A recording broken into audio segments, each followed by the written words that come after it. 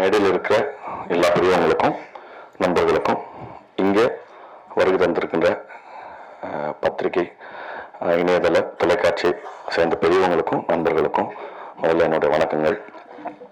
சுமார் ஒரு 2 வருஷத்துக்கு முன்னாடி ராஜேஷ் வந்து நம்ம அந்த ஃபோரம் மாலில் ஒரு கையில் ஸ்கிரிப்ட் இன்னொரு கையில் ஒரு கல்யாண பத்திரிக்கையோட மீட் பண்ணேன். ஸ்கிரிப்ட் படிச்சுட்டு பிடிச்சிருந்தா கல்யாணத்துக்கு வாங்க அப்படின்னு சொல்லி சொன்னார். அப்புறம் நான் அவர் கல்யாணத்துக்கு முன்னாடி என்னால் படிக்க முடியல, அதனால் படிச்சுட்டு நான் சொன்னேன் இந்த மாதிரி எனக்கு கதை பிடிச்சிருக்கு. பட் ஆனால் நான் இடையில 2 படம் பண்ண போகிறேன். லவ்வர், குட் நைட்டு, லவ்வர்னு 2 படம் இருக்கு. நான் அதை முடிச்சுட்டு தான் வர முடியும். ஏன்னா ஆல்ரெடி நான் ஒத்துக்கிட்டேன், கையெழுத்து போட்டேன். உங்களுக்கு வெயிட் பண்ண விருப்பம் இருக்கா சொல்லுங்க, அப்படி இல்லைன்னா நீங்கள் வேற யாருக்காவது பிச் பண்ணிடுங்கன்னு சொன்னேன். பட் ஆனால் அவர் வந்து ரொம்ப பிடிவாதமா இல்லை, நீங்கள் பண்ணுங்க, நான் வெயிட் பண்றேன் அப்படின்னு சொன்னாரு. ஸோ அந்த பிடிவாதத்தை வந்து முதல்ல டைரக்டரா அவருக்கு இருக்கலாம், பட் ஆனால் ப்ரொடியூசரா வந்து வினோத் சாருக்கும் இருந்தது தான் பெரிய ஆச்சரியம். முதல்ல அதுக்காக என்னை வந்து இதில் ஏற்றிட்டதுக்காக ரொம்ப ரொம்ப நன்றி, எனக்காக காத்திருந்ததுக்காகவும். செகண்ட் பாயிண்ட் வந்து நான் இந்த ஸ்கிரிப்ட் எழுதியிருந்த விதம் வந்து பொதுவாக ஒரு காமெடி படம்னாக்கா லைக் வலிந்து எதையாவது சொல்லி நம்ம சிரிக்க வச்சிடலாம் அப்படிங்கிற போக்குல இருந்து ஒரு இண்டிவிஜுவலோட லைஃப, ஒரு குடும்பத்தினோட லைஃப இப்படி சொல்றதன் மூலமா ஒரு ஹியூமர் பறக்க முடியுமா? ஏன்னா அது வந்து ஒரு பெரிய பகுதி தான். நம்மளே சார் அடிக்கடி முதல்ல என்கிட்ட அவங்க சொன்ன விஷயம் என்னன்னா, நான் வந்து முதல்ல எழுத ஆரம்பிச்சது ஒரு சாகச கதை, ஒரு அட்வென்ச்சரஸ் ஃபில்ம் எழுதணும் அப்படின்னு நினைச்சோம். சரி, என்ன அட்வென்ச்சர் எழுதலாம் அப்படின்னு பார்க்கும்போது ஒரு மலையில இருந்து தங்கத்தை திருடிட்டு வர்றது, கொள்ளையடிக்கிற மாதிரியான படம் எழுதலாமா, கவுபாய் ஃபில்ம் எழுதலாமா, ஆக்ஷன் அட்வென்ச்சர் எழுதலாமா அப்படின்னு யோசிச்சு ஓரளவுக்கு அப்புறம் சலிச்சு இன்னைக்கு தேதிக்கு ஒரு குடும்பத்தை நடத்துறதே பெரிய அட்வென்ச்சர் தான், அதை எழுதுவோம் அப்படிங்கிற மாதிரி பேசி அத ரொம்ப ரொம்ப சரிவர ரொம்ப தட்டவான ரைட்டிங்கா இல்லாம ஒரு சராசரியா 25,000 30,000 வாங்குற ஒரு குடும்பஸ்தனுக்கு இன்னைக்கு இப்போ பொங்கல் முடிஞ்சிருக்குன்னா வீட்டுல எல்லா சொந்தக்காரங்களும் வந்திருக்காங்கன்னா துணிமணி எடுத்து கொடுக்கணும், நிறைய விஷயங்களுக்கு காசு ஸ்பெண்ட் ஆயிடும்.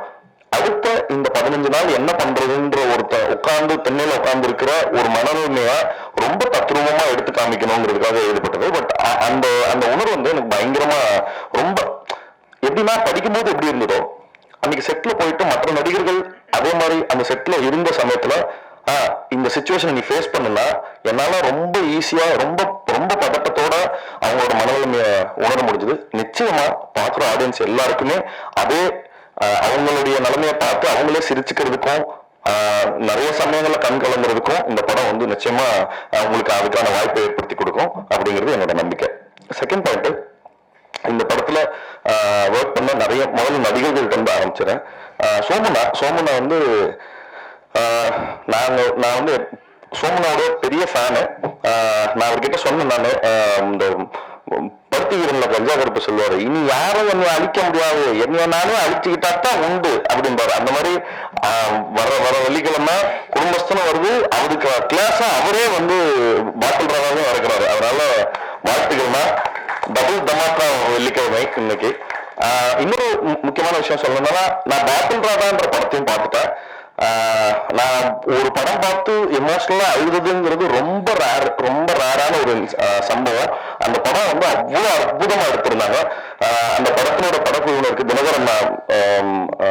தினகரன் வந்து படத்தோட டைரக்டர், சோமண்ணாவோட பெர்ஃபார்மன்ஸ் வந்து அவ்வளவு பிரில்லியண்டா இருந்தது. நான் அழக்கூடாதுன்னு ரொம்ப கஷ்டப்பட்டு வெயிட் பண்ணிட்டு இருந்தேன். எனக்கு நல்லா தெரியும் கேமராவை அப்படி திருப்பும் போது அந்த சோமண்ணா சிரிக்க போறாரு, சிரிச்சுட்டா நான் அழுதுருவேன்னு தெரியும். திரும்பும் போது சோமண்ணா சிரிச்சுனா கப்புன்னு பயங்கரமா அழுது வந்துருச்சு. வாழ்த்துக்கள்னா ரொம்ப எக்ஸ்ட்ராடினரி பெர்ஃபார்மன்ஸ். ஒவ்வொரு அக்ராஸ் ஜெனரேஷன் அவர் வந்து ஒரு பெர்ஃபார்மரா எங்களுக்கு நிறைய டீச் பண்ணிட்டு இருக்காரு. அதுக்கு முதல்ல ரொம்ப நன்றி. அண்ட் சுந்தராஜன் சார் பத்தி சொல்லணும். அவர் வந்து அவருடைய பெரிய எக்ஸ்பர்டீஸ் அவருக்கு மைண்ட்ல வச்சிருந்தாலும், இவன் யாரா சின்ன பசங்க, இவனுங்க வந்து நம்மளுடைய என்ன சொல்றது, இவனுங்க போய் நம்மள ஆர்டர் பண்றதா அப்படிங்கிற எந்த என்ன சொல்றது ப்ரிசெட்டோடைய ஐடியா இல்லாம அவரு வந்து எங்க லெவலுக்கு நிறைய நான் ஒரு காமெடி சொல்லுவேன் அப்படின்னு ஏதோ சின்ன பசங்க கெட் டுகெதர்ல இருந்தவங்க நான் கூட ஒரு காமெடி எழுதியிருக்கேன் அது சொல்லுவேன் அப்படின்னு அவ்வளோ குழந்தைத்தன்மையா அது கூட வேலை பார்த்தாரு அவருக்காகவும். அப்புறம் நான் கனகம்மா வந்து நான் அடிக்கடி சொல்லுவேன் அவங்க கிஃப்ட் ராப் பண்ண வெடிகுண்டு அப்படின்னு சொல்லி. ஆனா அவ்வளோ எனர்ஜி இருக்கும் அவங்கள்ட்ட. அவங்களுடைய ஒர்க்கும் வந்து ரொம்ப ஃபினாமினல். அண்ட் அதுக்கு டப்பிங் பேசின தனமாவுக்கும் ரொம்ப ரொம்ப நன்றி. ஏன்னா அந்த கேரக்டர் அவ்வளோ உயிர்ப்பா வந்திருக்கு. ஷாமி வந்து உண்மையாவே வந்து நான் நிறைய தடவை அவங்க கிட்ட சொல்லியிருந்தேன், ஏங்க தமிழ் தெரிஞ்சு யாராவது ஓகே பண்ணிருக்க வேண்டியதானே, ஏன் தெலுங்கு அவங்க அப்படின்னு சொல்லி சொன்னபோது இல்ல அவங்க பர்ஃபார்மன்ஸா ஆடிஷன் பண்ணி பார்த்ததுல எனக்கு ரொம்ப ரொம்ப கான்ஃபிடன்ஸ் இருக்குன்னு சொன்னாங்க. எனக்கு பெருசா ரிலக்டண்டா தான் இருந்தது எப்படி இவங்க ஆக்ட் பண்ண போறாங்கன்னு. பட் ஆனா த வே ஷி பெர்ஃபார்ம்டு, அது ஹியூமர் காமெடி சீன்ஸ்லயும் சரி இமோஷனல் சீன்ஸ்லயும் சரி அவங்க டயலாக் பேசிக்கிட்ட விதம், அதுக்கப்புறம் இன்னும் தமிழ் பேசுறதுன்றதே ரொம்ப கஷ்டம். ஒரு எக்ஸ்டென்ட்ல கொங்கு தமிழுடைய அனோட்டேஷன்ஸையும் புரிஞ்சுக்கிட்டு அவ்வளோ பிரமாதமா ஒர்க் பண்ணி கொடுத்தாங்க. Thank you Xiaomi. அண்ட் உங்களுடைய இந்த டெபியூக்கு அப்புறம் உங்களுக்கு இன்னும் பெரிய பிரைட் ஃபியூச்சர் வந்து தமிழ் சினிமாவிலும் இருக்கணும்னு சொல்லி நான் வாழ்த்துறேன். அண்ட் என்ன சொல்றது, இந்த படத்துல முக்கியமா இந்த படத்துல நக்கலைட்ஸ் ஆர்டிஸ்ட் எல்லாருமே ரொம்ப பிரமாதமா இந்த வட்டார வழக்கு வந்து அவங்க பிரமாதமா பேசுவாங்க. அவங்களோட ஃபோர்ட்டே கோயம்புத்தூர் ஸ்லாங் பேசுனது எனக்கு ரொம்ப கஷ்டமா இருக்கு. ஏன்னா நான் அது ரொம்ப புதுசு எனக்கு.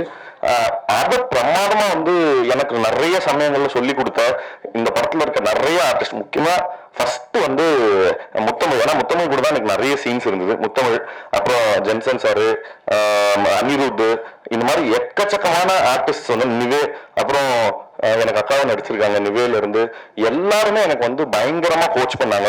கிருஷ்ணா, மிதுன், இவங்க எல்லாருமே ஹெவியா என்னை வந்து அந்த ஸ்லாங் எப்படி பேசணுங்கிறத கோச் பண்ணிட்டே இருந்தாங்க. அது ரொம்ப நான் நன்றி கடன் பட்டிருக்கேன். ஏன்னா நான் டப்பிங் பேசுற வரைக்கும் அதை அப்படியே கொண்டு வந்து சேர்த்தாங்க. முக்கியமா நான் இங்க ஒரு முக்கியமான ஒருத்தரை பத்தி பேசணும், அது பிரசன்னா சார். ஏன்னா நான் இந்த படம் பண்ணதுக்கு மிக முக்கியமான கிஃப்ட் டேக்அவே வந்து அவருடைய ஃப்ரெண்ட்ஷிப் தான். அவர் வந்து ஒரு பெரிய என்ன சொல்ற தனி மனிதனுடைய நம்பிக்கை இவ்வளவு பெரிய ஒரு பெரிய சாம்ராஜ்யத்தை கிரியேட் பண்ணுங்கிறது நான் கோயம்புத்தூர்ல போய் நக்கலைட்ஸ் ஆஃபீஸ்க்கு போய் அங்க இருக்கிற அவங்க கிரியேட் பண்ண கண்டென்ட்ஸும் அவரோட விஷனையும் இதெல்லாம் தெரிஞ்சுக்கிட்டதுக்கு அப்புறம் எனக்கு அது வந்து இது வந்து எனக்கு என்னோட கரியருக்கு அவர் தெரிஞ்சுக்கிட்டா குரோத்தா அப்படி இல்லைங்கிறத தாண்டி நான் மனசா உள்ளமா இன்டர்னல் குரோத்துக்கான ரொம்ப முக்கியமான ரெஃப்ரெஷிங்கான நிறைய விஷயங்கள் அவர் எங்களுக்கு சொல்லி கொடுத்தாரு. ரொம்ப நன்றி சார், தேங்க்யூ ஸோ மச். அப்புறம் இந்த படத்துல நடிகர்கள் எல்லாம் முடிச்சிட்டோம்னா இந்த வர அடுத்தது வந்து காஸ்டியூம்ஸ்க்கு வந்து மீரா வந்து எப்படின்னா ஏதோ அந்த இந்த கிண்டர் கார்டன் குழந்தைங்க மாதிரிதான் பேசுவாங்க. வந்து சார் உங்களுக்கு வந்து ஷர்ட் சைஸ் வந்து இதுவா இருந்ததுன்னா முன்னாடியே சொல்லிடுங்க சார். அவங்க பெரும் பதட்டத்திலே இருப்பாங்க. இல்லம்மா சரிம்மா நான் இல்ல சார் அது இருந்தா சொல்லிடுங்க 40ல 41லயும் இருக்கு அப்படின்னு சொல்லி அவ்வளோ பார்த்து உங்களுக்கு ஓகே இல்லை சார், ஓகே சார், அவ்வளோ பிரமாதமா ஒன்னொன்னும் பார்த்து செஞ்சு கொடுத்தாங்க. ரொம்ப நன்றிம்மா, தேங்க்யூ ஸோ மச். அப்புறம் கண்ணன், எனக்கு வந்து இந்த படத்துல ஜாஸ்தி சஃபர் ஆனது கண்ணன் தான் நினைக்கிறேன். ஏன்னா ஏகப்பட்ட வருஷம் நாங்க வந்து எடிட்ல வந்து நிறைய என்னது ஆமா போர் அடிக்கும் போது எடிட்டிங் போய், பட் கண்ணன் வந்து அதுக்கு பயங்கர சப்போர்ட்டிவா தான் இருந்தார். அவரு எந்த சமயத்திலும் திடீர்னு அன்னைக்கு நைட் 2:30 மணிக்கு எழுப்பி எந்திரிச்சு வாங்கன்னு சொல்லி அப்புறம் ஒரு சீக்வன்ஸை மாற்றணும் அப்படின்னு சொல்லும் போது அதுக்கெல்லாம் வந்து ரொம்ப ஸ்போர்ட்டா தான் இருந்தாரு. நான் வேற ஒரு ஷூட்டுக்கு போகும்போதுமே அவர் எடிட் பண்ணி வருஷமா காமிக்கிறதுக்காக அந்த ஊருக்கு ஷூட்டுக்கு 2 பேரும் வந்திருந்தாங்க. ஸோ கண்ணன் உங்க பேஷன்ஸ் வந்து ரொம்ப முக்கியம். அது வந்து கடைசி வரைக்கும் தக்க வச்சிருந்ததுக்காக நன்றிகள். அப்புறம் சுஜித் வந்து எனக்கு தெரிஞ்சு இந்த படத்துல கண்ணனுக்கு அப்புறம் அதிக கஷ்டப்பட்டது யாருன்னா சுஜித் தான் நினைக்கிறேன். முக்கியமா நடிகர்களை வந்து ஒரு இடத்துல நிக்க வச்சு அதை ஷூட் பண்றதுக்கு வந்து என்ன சொல்றது நிறைய டைம் கன்ஸ்டன்ஸ் இருந்தது. ஏன்னா நிறைய லவ் லொகேஷன்ஸ்லயும் எடுக்க வேண்டியிருந்தது. அந்த லவ் லொகேஷன் சிக்கல்கள் எல்லாத்தையுமே ரொம்ப அனுசரிச்சு வேலை செஞ்சு கொடுத்தாரு. தேங்க்யூ சுஜித். அப்புறம் நம்ம சுரேஷ் சார் வந்து இது 2வது ப்ராஜெக்ட். நான் மற்றதுக்கு அப்புறம் இங்க ஒர்க் பண்றோம். சுரேஷ் சார் எப்படின்னா எப்படி ஒரு வேலையை செஞ்சு முடிக்கிறாருன்னு தெரியாது. இந்த சிவாஜி படத்துல ரஜினி சார் நடந்து வர வர எல்லாம் மாறிக்கிட்டே இருக்கும் பின்னாடி, அந்த மாதிரியான ஆள் அவரு. அவர் வந்து ஒரு ஒரு என்ன சொல்றது, இவ்வளோ கன்ஸ்டன்டான இருக்கிற டைம்ல இப்படி ஒரு செட் வேணும்னாக்கா அது ரொம்ப சீக்கிரமா எஃபெக்டிவா பண்ணி கொடுத்தாரு. ரொம்ப நன்றி சார். அப்புறம் மின்சினா வந்து இவர் சொன்ன மாதிரிதான், நாங்கள் ஷூட்டிங் கூட அவ்வளோ கஷ்டப்படல. பட் ஆனால் அந்த போட்டோ ஷூட்டை வந்து அவ்வளோ டீட்டெயிலுக்காக, ஏகப்பட்ட லேயர்ஸ்க்காக அப்படி அந்த ஐ ஃபார் த டீட்டெயில் வந்து ரொம்ப ஹெவியா இருந்தது. அதோட ரிசல்ட்ஸ் தான் வந்து எங்களுக்கு போஸ்டர்ஸ்க்கு கிடைச்ச நிறைய பாராட்டுகள் வந்து வின்சினாக்கு தான் சேரணும். தேங்க்யூண்ணா, ரொம்ப நன்றி. இப்போ ப்ரொடியூசர் சார், எனக்கு தெரியல, ஒருத்தருக்கு வந்து இந்த நாங்கள் அடிக்கடி சொல்லிட்டே இருப்போம், இந்த பாஷா ஃபர்ஸ்ட் ஹாஃப்ல ரஜினி சார் மாதிரி என்ன பண்ணாலும் எப்படி இவருக்கு கோவமே வரமாட்டேங்குது, இவருக்கு கோவத்துக்கு போற அந்த நரம்பு கட் ஆயிடுச்சு, நாங்க கிண்டல் பண்ணிட்டே இருப்போம். அவருக்கு வந்து என்ன பண்ணாலும் வந்து கோவமே வராது.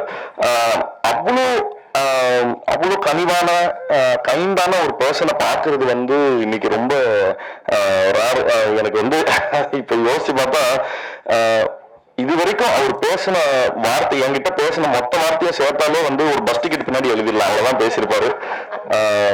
அவ்வளோ லிமிட்டடா இந்த மேடல பேசின எவ்வளவோ அதுதான் இந்த ஃபுல் ப்ராஜெக்ட்லயுமே என்கிட்ட பேசியிருப்பாரு. ஸோ ரொம்ப நன்றி சார், எங்க மேல நம்பிக்கை வச்சதுக்காக. அண்ட்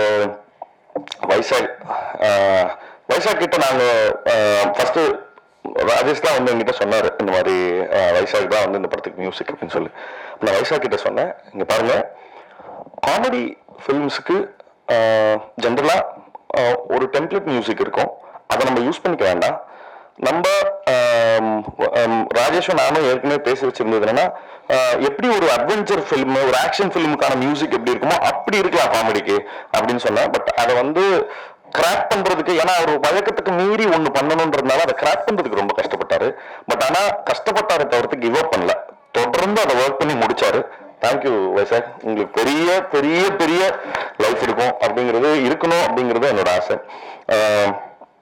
இந்த படத்தினுடைய அசிஸ்டன்ட் டைரக்டர்ஸ் மிதுன், நம்ம அஸ்வின், கிருஷ்ணா, அப்புறம் assistant cinematographers, assistant art directors, இவங்க எல்லாருக்குமே, ஏன்னா இந்த படம் வந்து ரொம்ப இவர் பிரசன்னா சார் தான் சொல்லுவாரு, நம்மளுக்கு செட்டு போட டைம் இல்லை, பெரிய பட்ஜெட் இல்லை, அதனால கோயம்புத்தூரா நம்ம செட்டு தான் அப்படிங்கிற மாதிரி என்னை வந்து எல்லா தெருவா நடக்க விட்டு அவ்வளோ அவ்வளோ வந்து லைவா இருக்கணுங்கிறதுக்காக எடுத்தாங்க. பட் ஆனால் அந்த லைவா இருக்கணுங்கிறதுக்காக பேக் எண்ட்ல இவங்க நிறைய ஒர்க் பண்ணிருக்காங்க. ஸோ அதுக்கு எல்லாத்துக்கும் நன்றி, தேங்க்யூடா. அப்புறம் கவின் உன் பேரை மென்ஷன் பண்ண மறந்துட்டேன். அப்புறம் வந்து இப்ப கடைசியா நான் டைரக்டருக்கு சொல்லி முடிக்கணும். ஒரு லெவல்ல இப்ப இவரு எப்படி அட்ரஸ் பண்றதுன்னு தெரியல. நான் என்கிட்ட லைஃப்ல ஜாஸ்தி சண்டை போட்டவங்கன்னு சொல்லி எடுத்தாக்க அந்த லிஸ்ட்ல இவரு ஒருத்தர். ஏன்னா கட்டி உருண்ட சண்டை, செம்ம சண்டை. ஆனா என்னத்துக்கு, நான் படத்தோட வெல்ஃபேருக்காக, அதனாலதான் எனக்கு வந்து அது அவரும் என் மேல கோச்சிக்கல, இல்ல நானும் அவன் மேல கோச்சிக்கல. இந்த படத்தினுடைய வெல்ஃபேருக்காக அவ்வளோ பெரிய அவ்வளோ சந்தோஷமா ஈச் அண்ட் எவ்ரி டே வந்து ஒரு சின்ன அப்டேட்னா கூட ஃபோன் பண்றாரு, தலைவா இப்படி நடந்துச்சு, ஓகே, அப்புறம் என் சைட்ல என்ன ஒரு ஐடியா இருந்தா தலைவா இப்படி இருக்குன்னு.